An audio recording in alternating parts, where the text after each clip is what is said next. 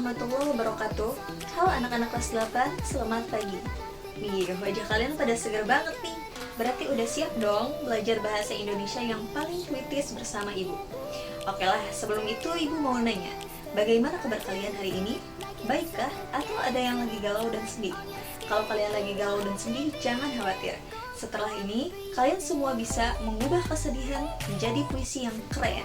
Semoga hari ini kita semua dalam keadaan sehat dan penuh semangat. Baik anak-anak, hari ini kita akan menyelami lautan kata yang indah, yaitu teks puisi.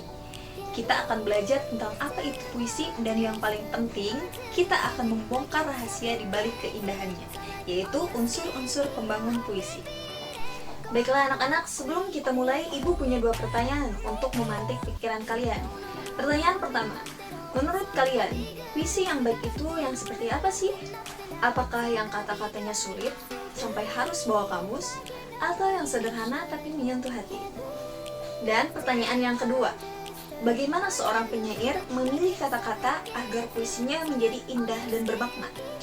Kenapa mereka tidak menggunakan bahasa sehari-hari saja sih? Kan kasihan pacarnya kalau diajak ngobrol harus pakai majas terus.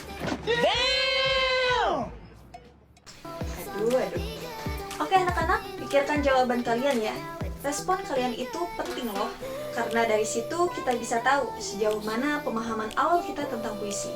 Yuk langsung saja kita mulai pelajaran hari ini dengan mengucapkan basmalah. Bismillahirrahmanirrahim. Baik, mari kita pahami dulu apa sih itu puisi. Sederhananya, puisi adalah teks atau karangan yang mengungkapkan pikiran dan perasaan penyair dengan mengutamakan keindahan kata-kata. Puisi itu adalah gubahan bahasa yang dipilih dan ditata secara cermat, terikat oleh irama, rima, dan penyusunan lirik serta bait. Intinya, kalau kamu curhat di Instagram tapi pakai bait, itu namanya puisi ya anak-anak. Lalu, apa sih ciri-ciri umum puisi itu? Bisa kita lihat di sini. Ingat, puisi itu ditulis dalam bentuk bait dan lirik, bukan paragraf. Kalau isinya 100% curhatan tanpa spasi, itu namanya diary. Diary. Hari ini aku lihat dia sama yang lain. Aduh, kacau deh, malah kemana-mana. Kembali lagi ke materi.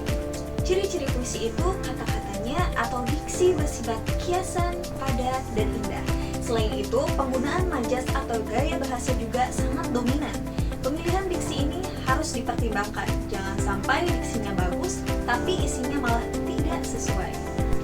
Oke, selanjutnya, nah ini bagian intinya puisi. Dibangun oleh 2 struktur utama. Anggap saja ini resep rahasia penyair. Pertama, struktur batin. Ini adalah hal yang tidak terlihat, yaitu meliputi yang pertama, tema atau makna, ide pokok atau pesan utama. Yang kedua, rasa, perasaan penyair. Yang ketiga, nada, sikap penyair terhadap pembaca. Yang keempat, amanat, pesan moral. Pesan ini harus sampai ya dari pembaca ke pendengar. Jangan sampai amanatnya malah nyasar ke chat grup sebelah. Selanjutnya, struktur fisik puisi. Struktur fisik adalah unsur pembangun puisi yang tampak langsung dalam bentuk susunan kata-katanya.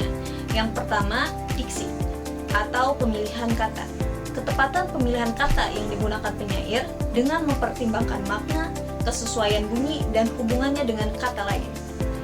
Bahasa yang digunakan bisa konotatif atau makna yang bukan sebenarnya atau kiasan, atau denotatif, makna yang sebenarnya. Yang kedua, imaji atau pencitraan. Kata atau susunan kata yang dapat memperjelas atau memperkonkret apa yang dinyatakan oleh penyair, sehingga pembaca seolah-olah mengalami atau melibatkan panca inderanya. Contohnya, imaji audio atau pendengaran, visual atau penglihatan, atau taktil, perabaan atau sentuhan. Yang ketiga, kata konkret. Kata-kata yang dapat mengarahkan pembaca ke imajinasi atau gambaran yang dapat disentuh atau dirasakan indera. Yang keempat, gaya bahasa. Penggunaan bahasa kiasan yang menimbulkan makna konotasi seperti metafora, personifikasi, atau simile untuk memperindah puisi dan menggugah emosi pembaca.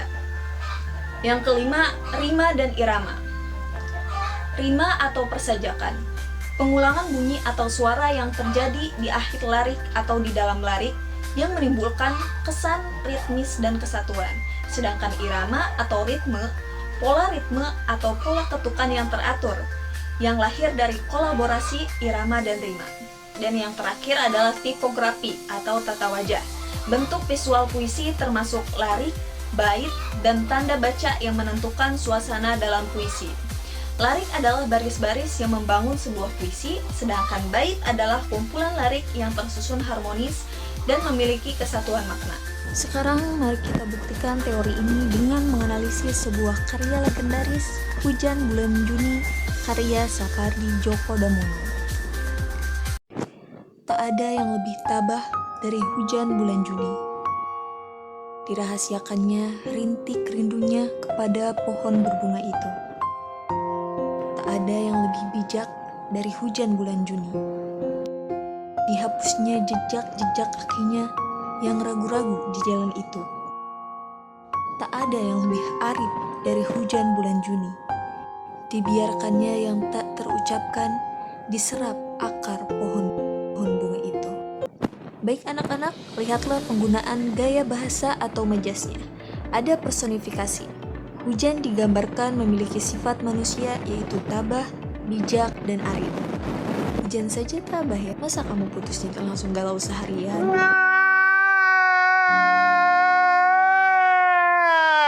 Coba tabah kayak Hujan Bulan Juni. Imaji visualnya juga kuat. Kita bisa membayangkan pohon berbunga dan jejak-jejak kakinya di jalan itu. Bagaimana anak-anak? Mudah dipahami bukan? Sekarang saatnya kalian. Baik, Ibu akan memberikan tugas kepada kalian. Kalian harus membuat kelompok. Tugas kalian adalah menganalisis puisi pendek yang kalian dapatkan. Cari unsur-unsurnya, yaitu diksi, citraan, imaji, rima, dan tentu saja makna atau pesan yang paling mendalam. Puisinya bebas ya, mau karya siapa saja. Lalu gunakan kemampuan gotong royong dan bernalar kritis kalian. Diskusikan, cari buktinya di setiap larik. Ayo, jangan sampai ada anggota kelompok yang cuma tukang scroll TikTok ya. Semangat! Nah, nanti setiap kelompok akan mempresentasikan hasil analisisnya secara singkat. Ingat, puisi adalah sarana ekspresi yang indah. Baiklah anak-anak, kita sudah sampai di penghujung materi. Sebelum Ibu tutup materi hari ini, mari kita lakukan refleksi singkat. Masing-masing dari kalian coba tuliskan satu kata kunci yang paling berkesan dari puisi yang tadi kita bahas, atau dari materi hari ini, dan jelaskan alasannya. Tuliskanlah dengan kreatif. Oke anak-anak, siap? Jadi, mari kita simpulkan bersama. Puisi adalah ungkapan pikiran dan perasaan penyair yang dituangkan menggunakan bahasa yang indah, terikat oleh unsur fisik dan batin, serta mengandung makna mendalam.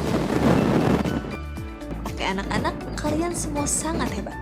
Kalian sudah berhasil membongkar rahasia di balik teks puisi. Sekarang, kalau ada yang bilang kamu lebay, jawab saja, ini bukan lebay bro, ini majas hiperbola. Atau bilang, maaf, diksi saya memang puitis. Sebagai tugas mandiri dan latihan literasi untuk pertemuan berikutnya, Ibu minta kalian carilah salah satu puisi baru dan tulislah interpretasi pribadi kalian. Tuliskan makna yang kalian tangkap dan unsur apa yang membuat puisi itu indah menurut kalian. Baiklah anak-anak, sudah cukup materi hari ini.